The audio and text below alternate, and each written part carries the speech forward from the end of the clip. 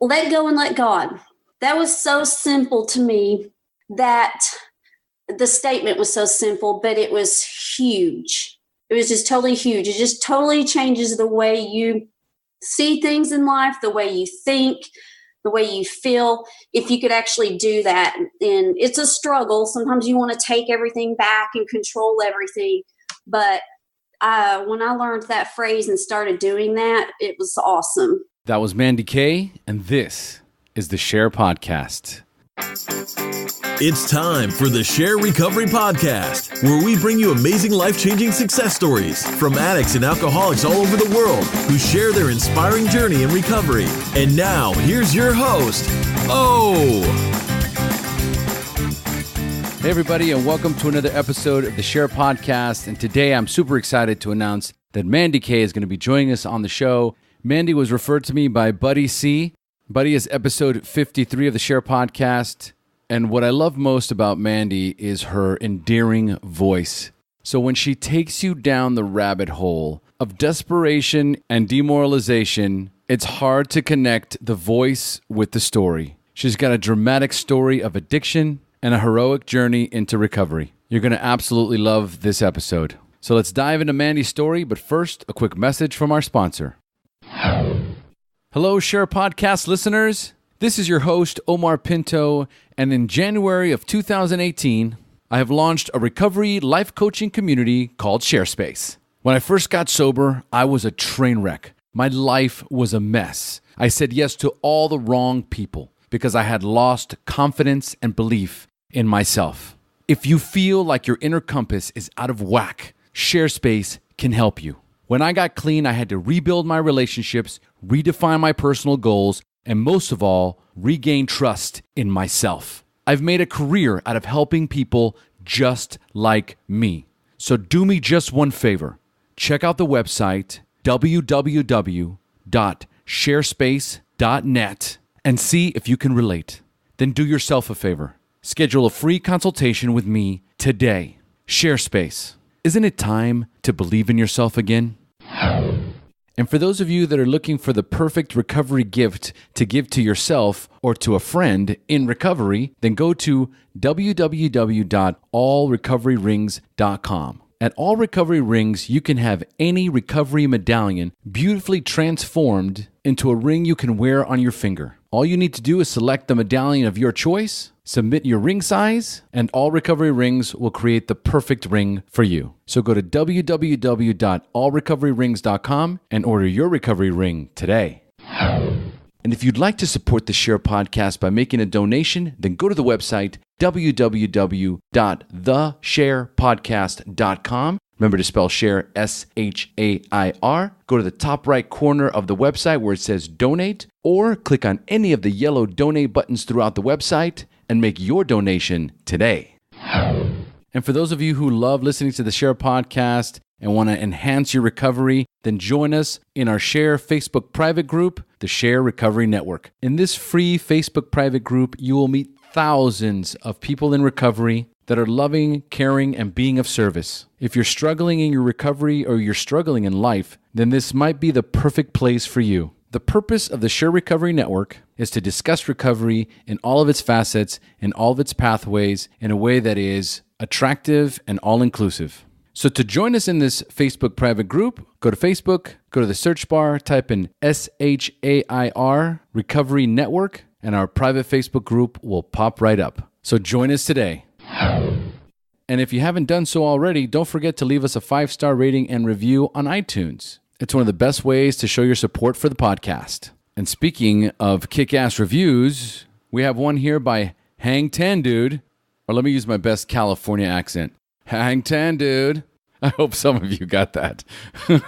All right, so anyway, the title is, You Have Helped Me More Than You Know, Because You Don't Know Me. And the review says, Omar, I want to thank you for all the work you do and time you spend speaking openly to the public about addiction. I've been listening for 2-ish years, and now I have a full month of sobriety. I'm a slow learner, to say the least. What you do and say reaches out to so many of us struggling day to day. Having a consistent voice is so helpful when consistency is the last thing in my life. Please keep it up because you are truly educating, entertaining, and helping keep me sober. Thanks. Thank you so much for that kick-ass review. I'm from California, and I can't help throwing out a little California accent. And more importantly, recognizing the importance of what we're doing in the recovery community. Me hosting the podcast, my guests sharing their story, the listeners posting their review, and sending the love. We now have 299 5-star reviews. That says so much about the value the SHAIR podcast is bringing into the world. And in the spirit of competition, we are at 299. Who is going to be review 300? Get in there. iTunes, 5-star review. Love you guys. HP, baby. Now, a quick message from Transitions Daily, and then on to the show. Would you like to join a free, anonymous online group that offers a daily topic email with popular recovery resources accompanied by a secret Facebook group for discussion? Then go to dailyaaemails.com for more information about Transitions Daily. And don't forget to share dailyaaemails.com with friends, in meetings, and with sponsees in recovery. Hey, Mandy, thanks for joining us.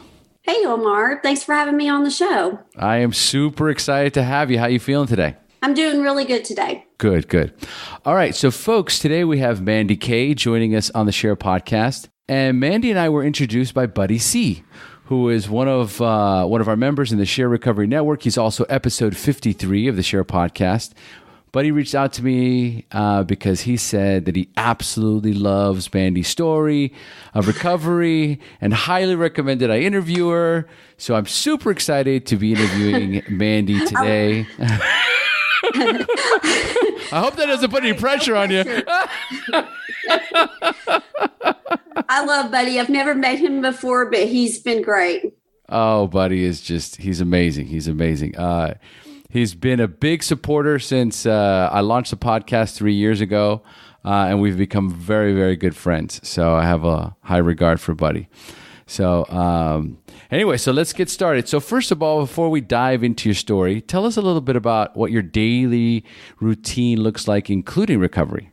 Well, I probably get up in the morning, let's say 7:30, and I recently started a business. It's actually going on 2 years. I started my own business, and I make sure that my employee is ready for work and has all the equipment that he needs. And then I also work outdoors.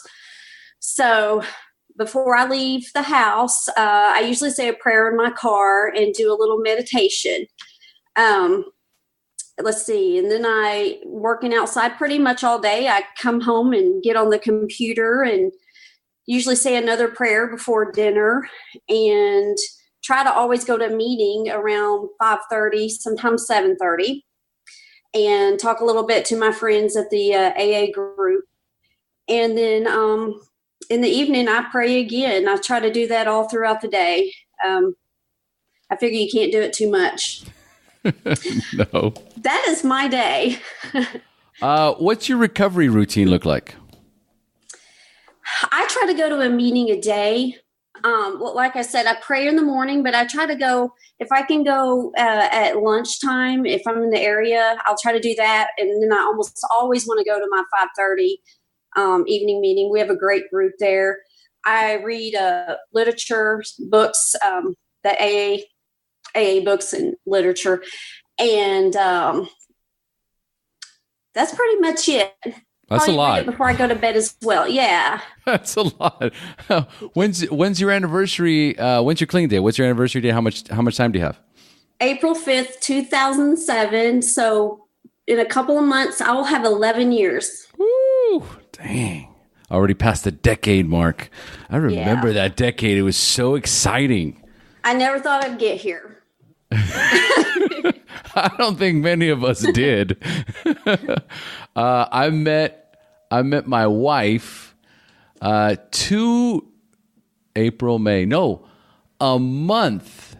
month before my about a little less than 2 months before my 10-year anniversary. I met my wife. So I always accredit my 10-year anniversary to meeting my wife. So big things happen in that 10 years, right? That's great. Yeah. All right. So how do you maintain? Well, you've already given us your routine, which includes how you maintain your spiritual condition, the conscious contact with your higher power. Was there anything you wanted to add to that? I always ask that question just to emphasize it, but I think you covered it.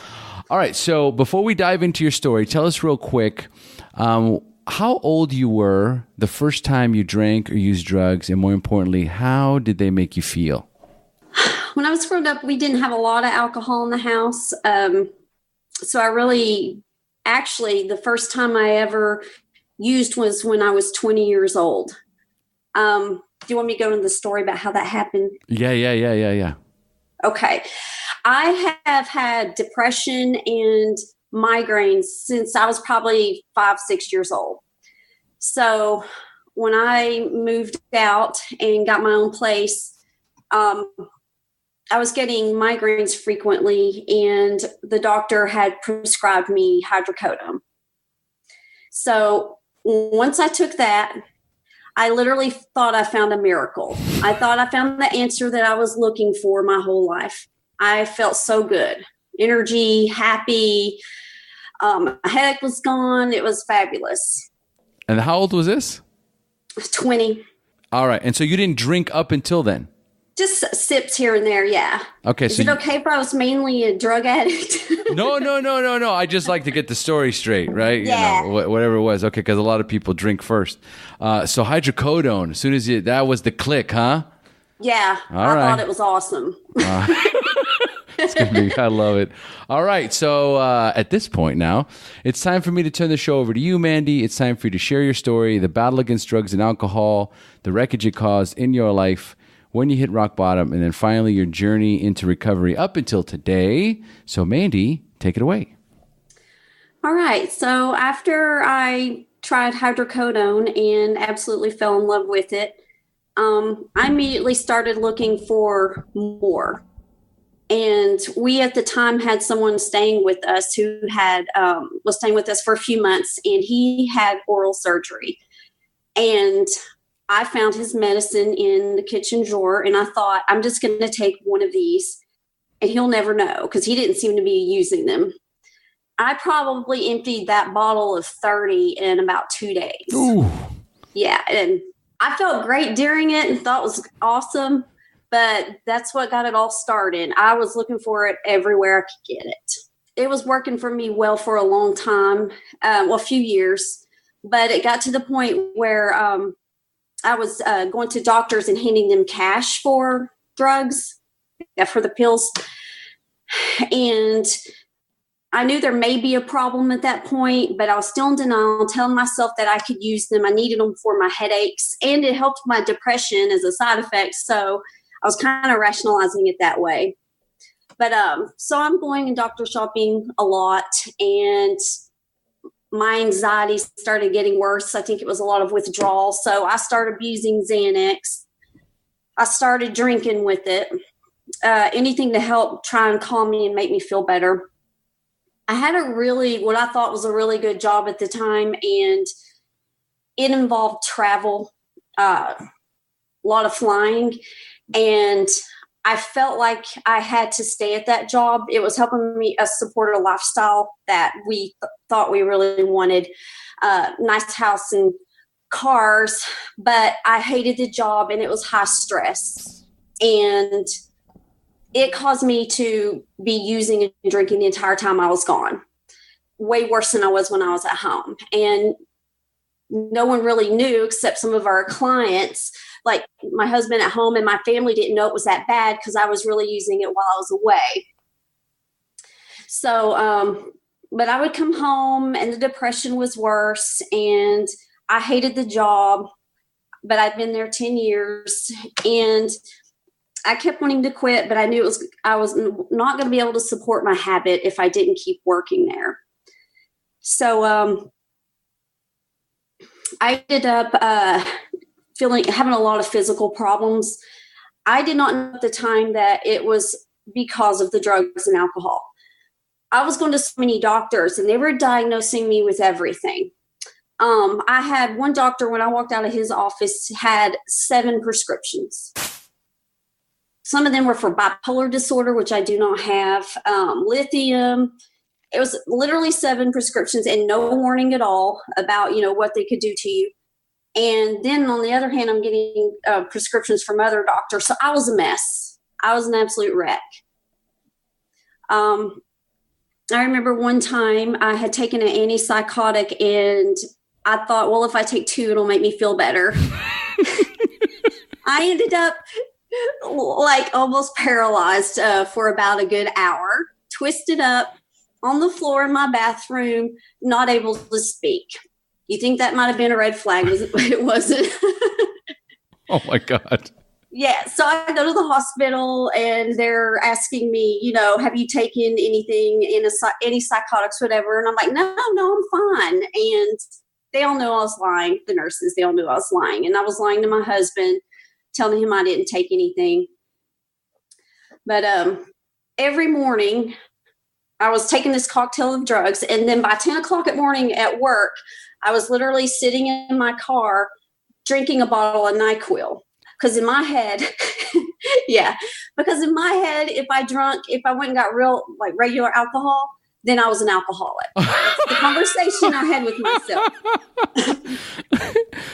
So I would go to Walgreens by 10 o'clock every morning at my job, and then I'm drinking it in my car for a good 30, 40 minutes. And then I go back into work, and I didn't do anything probably for about a good 9, 10 months at my job, but sit there and stare at the computer.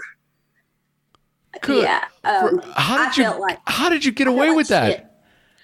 I don't know. I had a really good assistant. I even had her driving me to the doctor sometimes.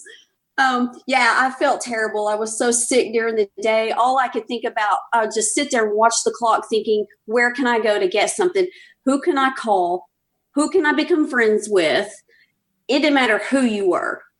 It's meeting people outside in the parking lot, trading pills. Handfuls of pills. Yeah, people I should not have been around. Wow. So even more health issues come. I become really, really sick with my stomach. And they diagnosed me with Crohn's disease. Ugh. So, good Lord. I was going to the doctor a couple times a week. I was getting an infusion every 2 weeks. So sitting there in a doctor's office, getting that infusion every 2 weeks and spending a few hours there.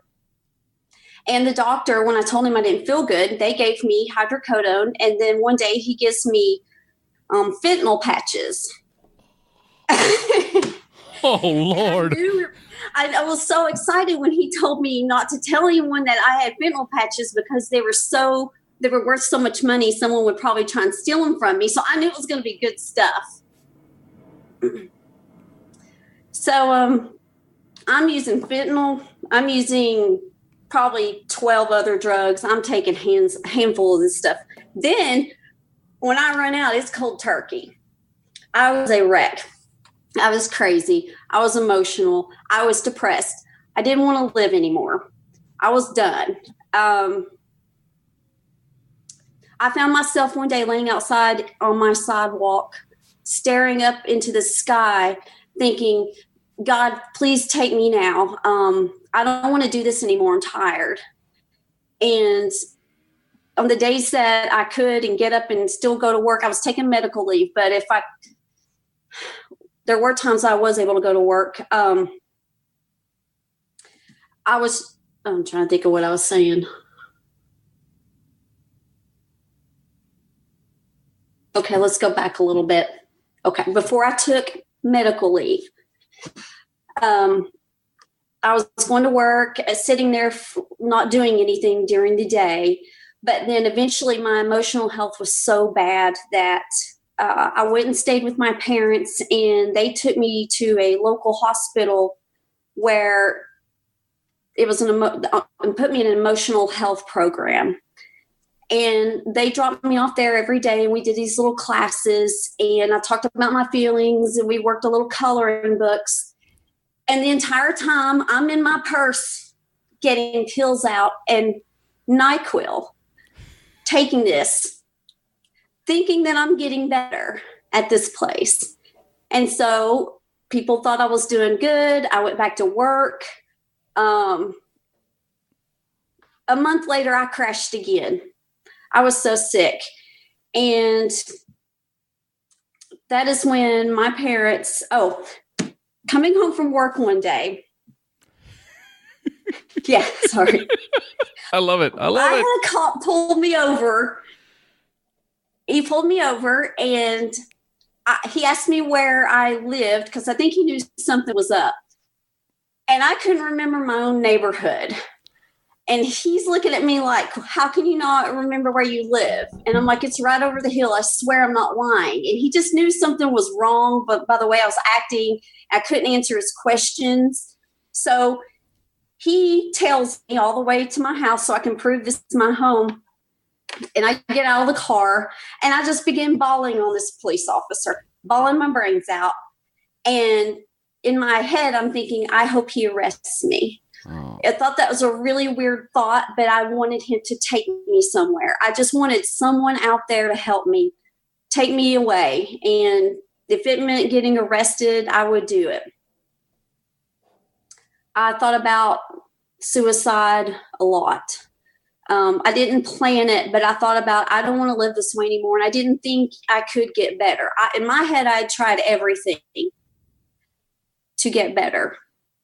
So one day I'm laying at my house and my parents come over, and I've been isolating a lot, by the way. They come over and they go upstairs to talk to my husband, and about 10 minutes later, they all come down and I see a garbage bag. And I'm like, what are y'all doing?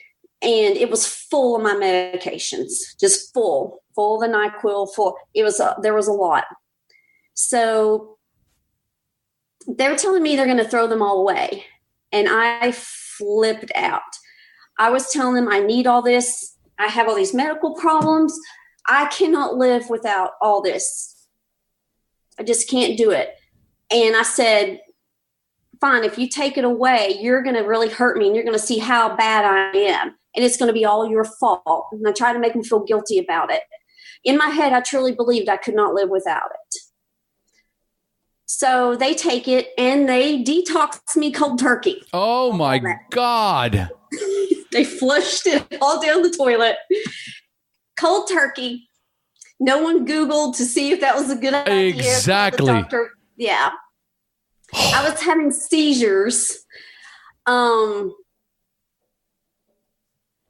eyes were rolling back in the back of my head, and I was shaking, I was sweating, and I was wanting to die. I knew I had fentanyl patches because they didn't know what those were, the little squares. So I get the fentanyl patches and I put one on. They're just leaving me in this room thinking I'm fine. She's in there resting and don't know that I'm dealing with all this. And then I'm in there sneaking, putting on a fentanyl patch. And I waited. I sat there on the bed and I waited to get high off of it. And I didn't feel high. So what did I do? I went and got another patch. Oh, Lord. Put it on. These are supposed to last 3 days for one patch. I waited 30 minutes and I didn't feel anything. So I got a third. And within a few minutes, I started feeling really sick. And I knew something was wrong. I passed out. I blacked out. But for some reason, I woke up to the sound of a train. It was in my head and it was so loud. And it immediately clicked with me. You're dying. You're overdosing. And I ripped them off and I ended up passing back out. I'm lucky to be alive. Yeah. Good Lord. HP, baby. Soon after that, okay, they think I'm doing fine. I detoxed for 2 weeks. They think I'm doing fine. I'm better. I wasn't. It was the worst thing I had ever gone through in my life. Couldn't feel my legs. I was burning up. I was sweating. I didn't sleep for 4 straight days. It was awful. It was hell. And so when I get done with that, we all agree that I'm fine now. I've got it out of my system. So I go to my brother's house and I start going through his cabinets. Oh. And he doesn't have anything. So I go into his bedroom because I know he's had some medicine there. And I stole his Oxycontin, the whole bottle. Oh yeah. He noticed in about a day that the bottle was gone, and he calls and he says, I want my medicine back. You've got a problem. And I'm like, no, I just didn't feel good. And I knew you wouldn't mind. He's like, no, you have a problem. So I still had some of those left. I tell him I'm going to get him his medicine back, but I decided to go the next day to the movies, and I hadn't brought him his medicine back. When I was at the movie, I sat there and I was taking the pills, and I just couldn't get high enough. I couldn't feel good anymore. That good feeling I used to have was totally gone. And I just kept I was still searching for it. When I left the movies, I was driving back home. It was nighttime. And I was looking in my rear view mirror and I was feeling really lightheaded. And the next thing I know, I slam into a car. And my airbag goes off and there's like this smoke stuff coming out of it. And I thought my car was on fire. And I'm wedged into my car because my door won't open. And I'm screaming, don't let me burn up. Okay, I'm also out of it because of being high. Don't let me burn up, please, And they finally come and they have to cut my door off. And they put me on a stretcher thing. And I see the two guys in front of me standing out there looking at me like she's not even caring about us. She just ran into us and almost killed us. And they brought me to the hospital and they checked me out. They're asking me if I was using anything and what was going on. I said, no, I was just looking in my rearview mirror, not paying attention. And I told them that my head really hurt from the accident and they ended up giving me more drugs. I was like, well, this has really worked out. My car was totaled. I totaled the other people's car. I could have killed them. And here I am thinking this is great because they gave me some more medicine. So the family has had it. They know something's wrong. And they decide to detox me again. And again, it was living hell. 2 weeks goes by. My heartbeat was so fast. I felt like I was dying. So my dad takes me to the hospital and she asked me what's going on. And I was honest with her, the nurse. And I told her that I was coming off cold turkey. And the look on her face was, I was a complete idiot for doing that. She said, you immediately need to go to a treatment center tomorrow. And I'm like, treatment center for what? And she says it's for drug and alcohol. And I'm like, I don't have a problem with that. She goes, oh, they can just help you detox. So that's what got me going. And now that I look back, she was just trying to get me through the front door. So I went the next day and they detoxed me there. After 3 days, we had to start going to meetings and I was able to listen. And I was hearing everybody's story there at the rehab. And for the first time in my life, I thought there are other people out here like me fighting this, and there might be hope.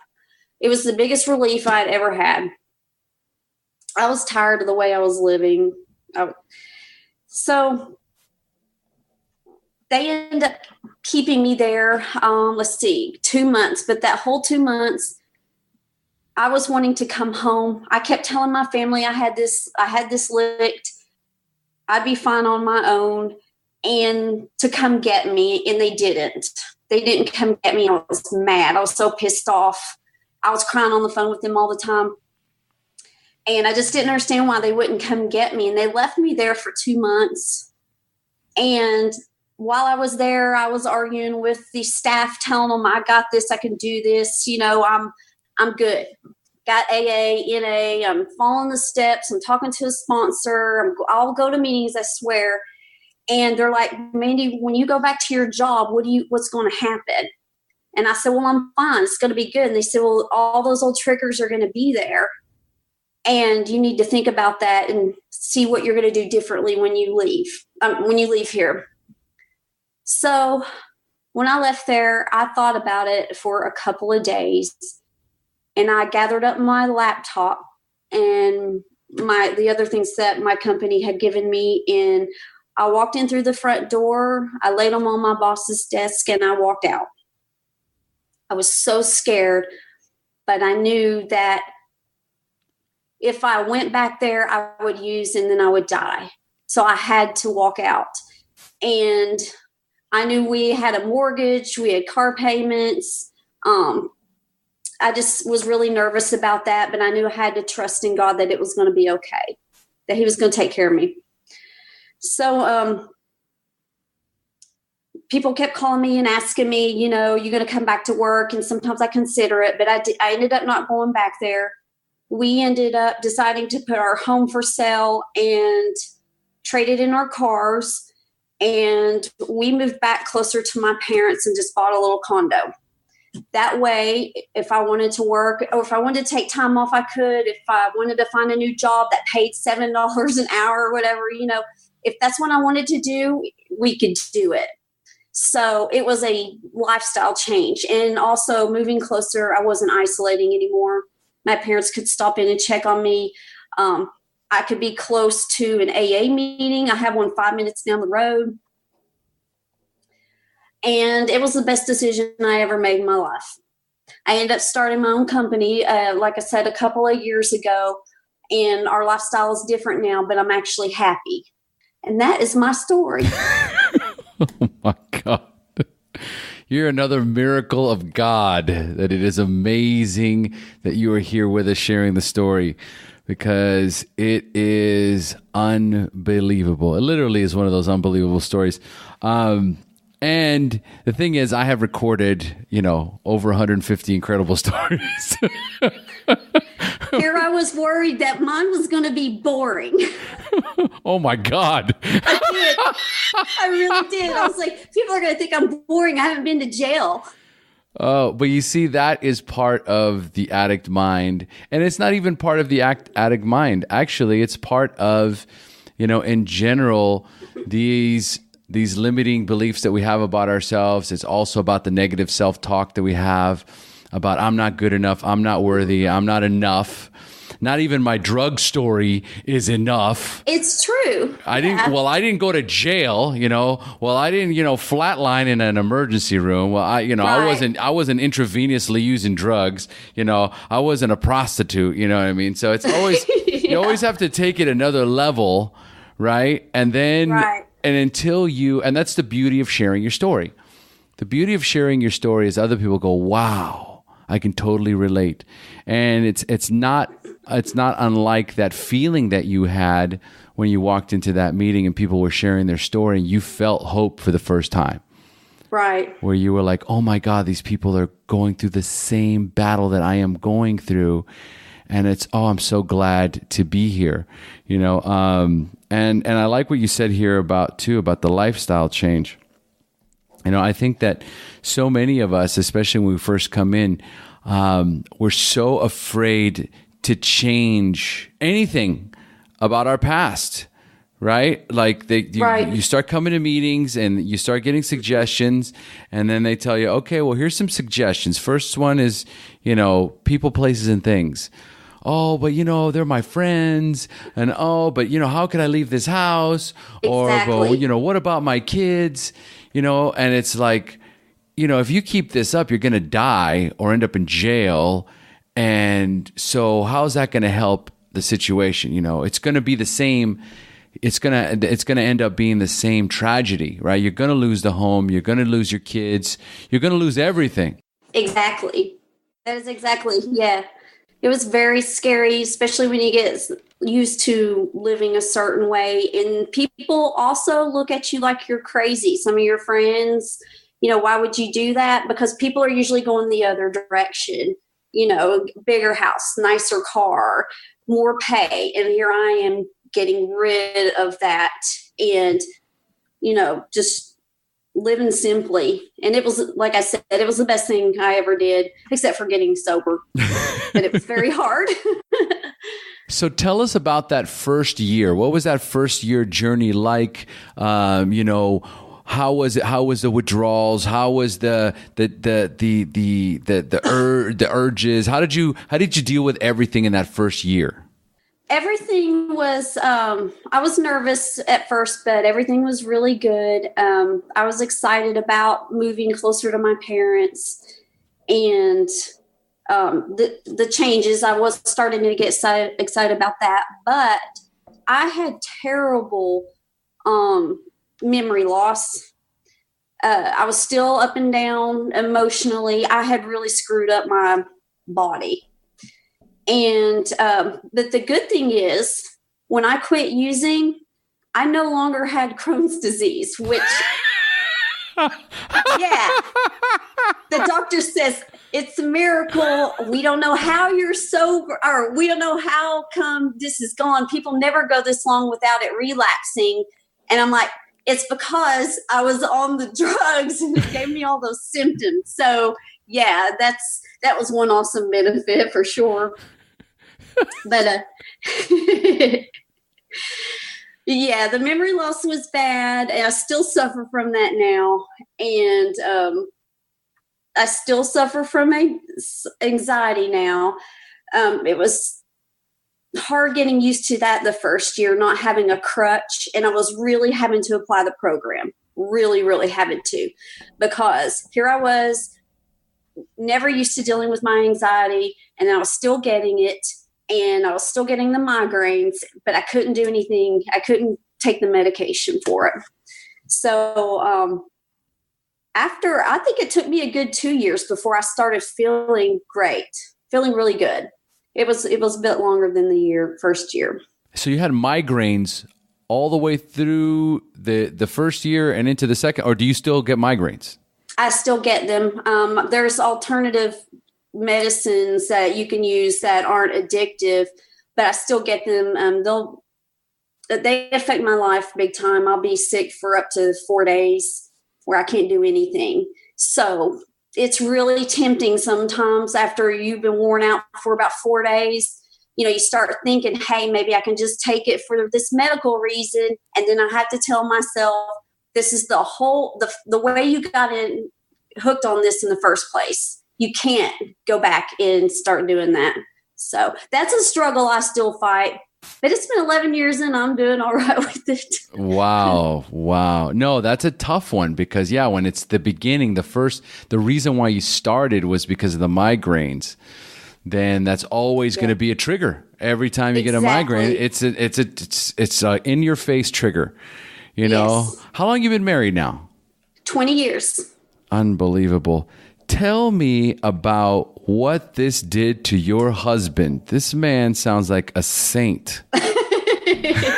He is.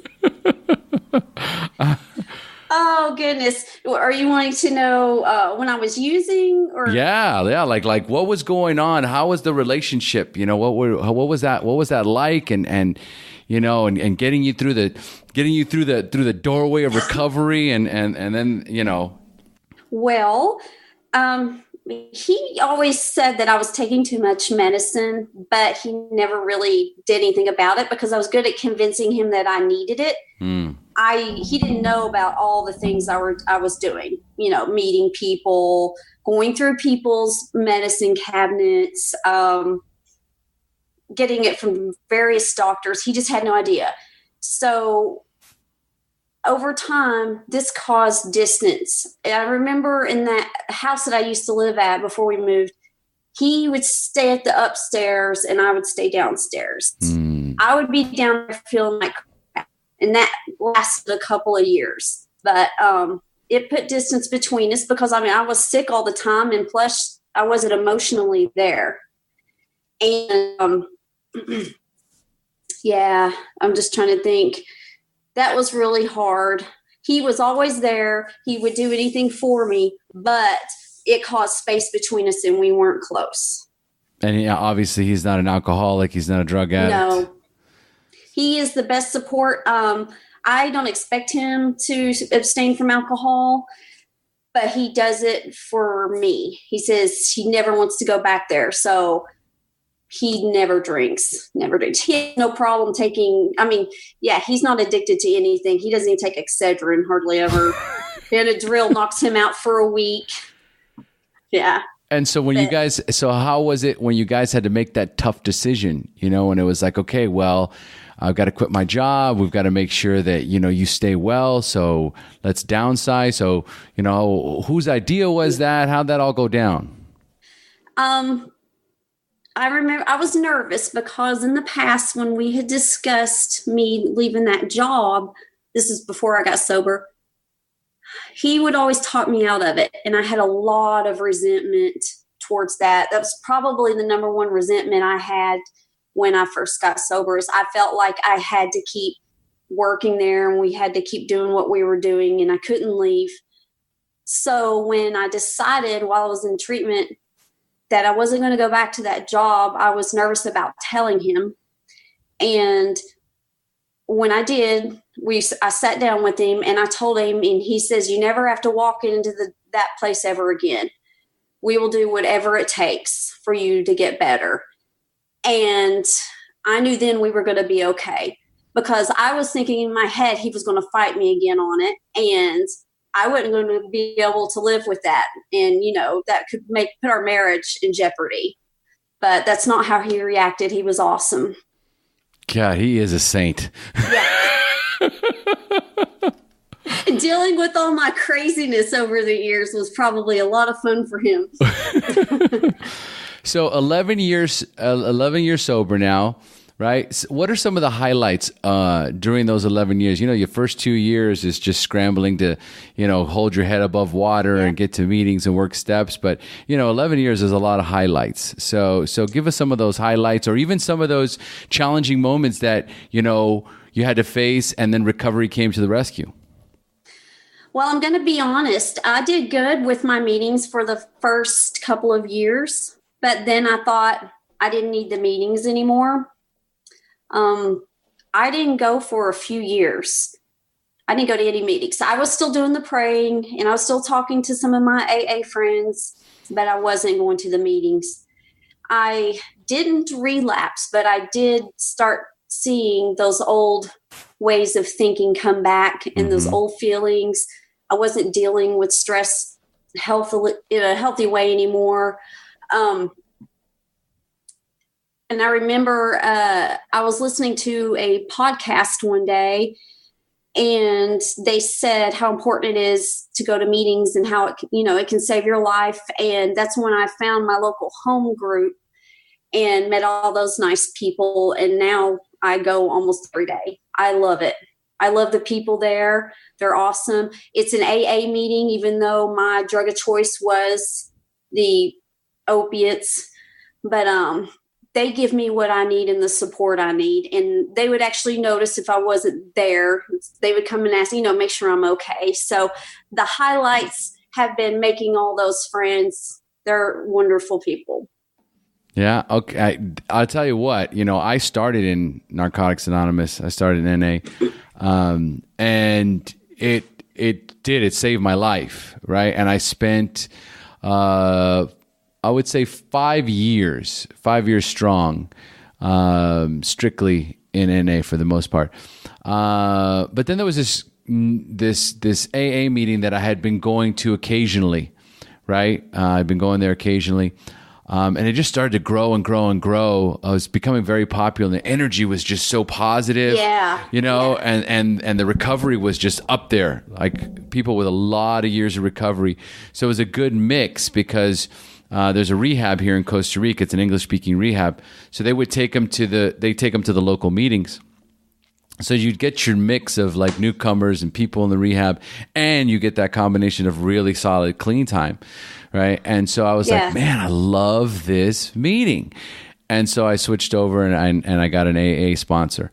And so it's been a beautiful journey, and I think that the ebb and flow that happens over the years, and after you've worked the steps and you've been in a home group for a certain amount, and then things change in your life, then you kind of adjust, right? And it's like, maybe I need something different right now, and that's how I feel life is and could be, right? It's just this opportunity to, once you've, filled this bucket, it's time to fill up another bucket, and sometimes you'll get stuck.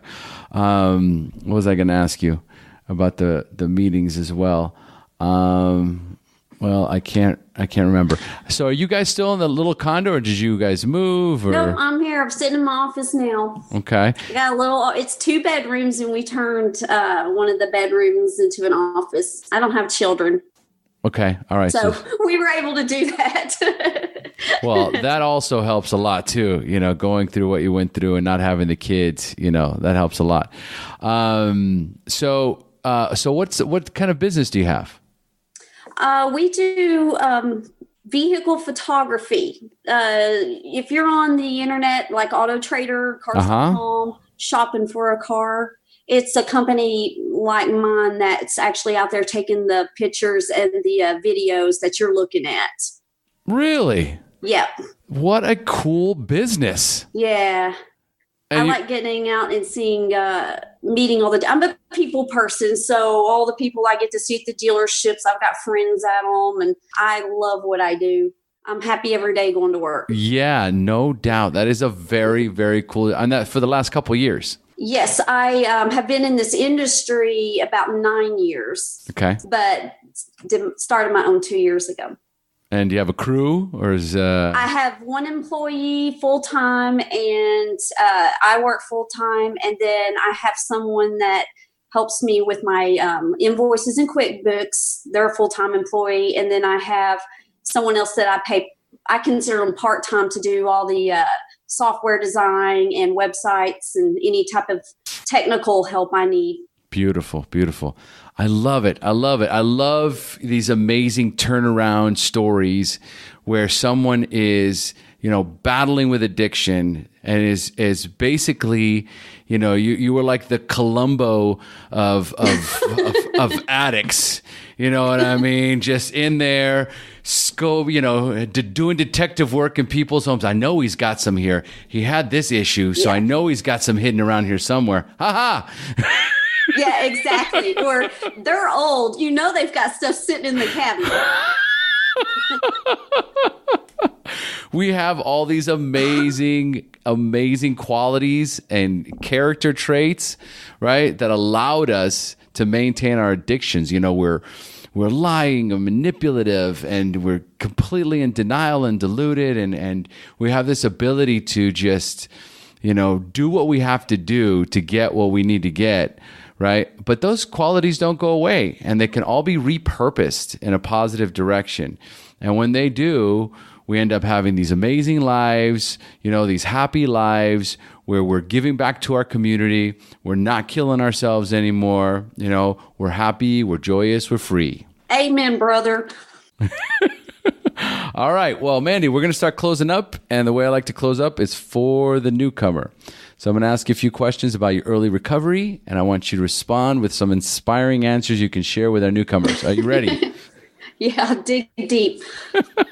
All right. What was keeping you from getting clean or staying clean when you first got introduced to recovery?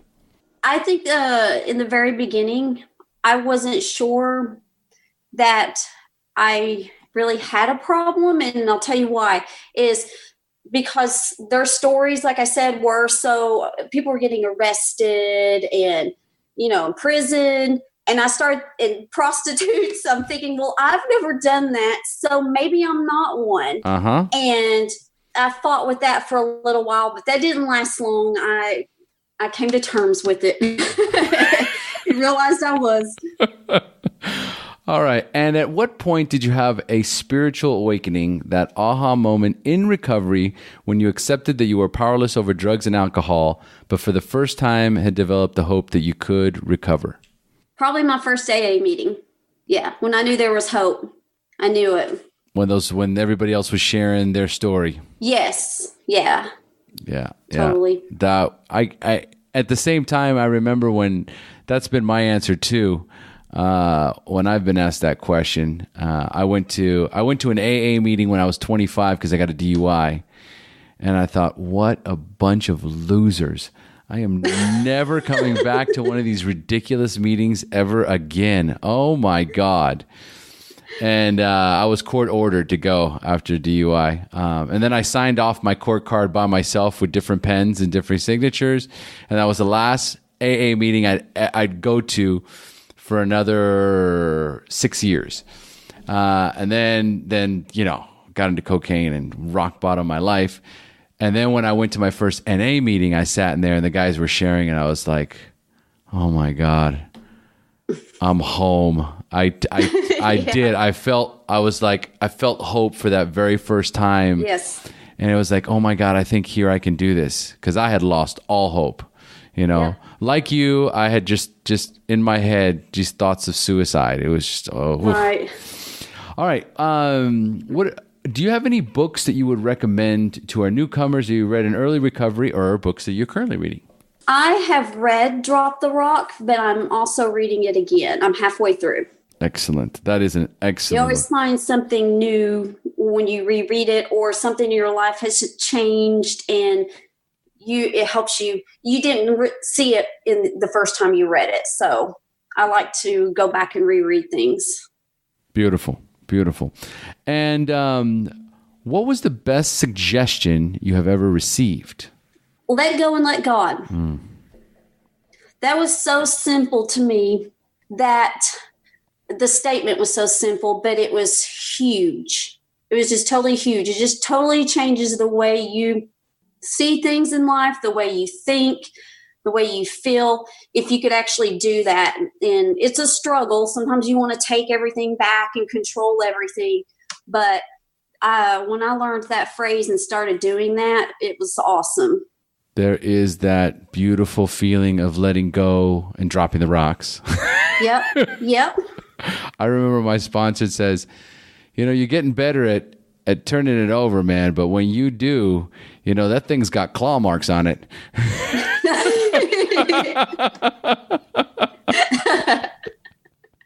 Mine's like a yo-yo.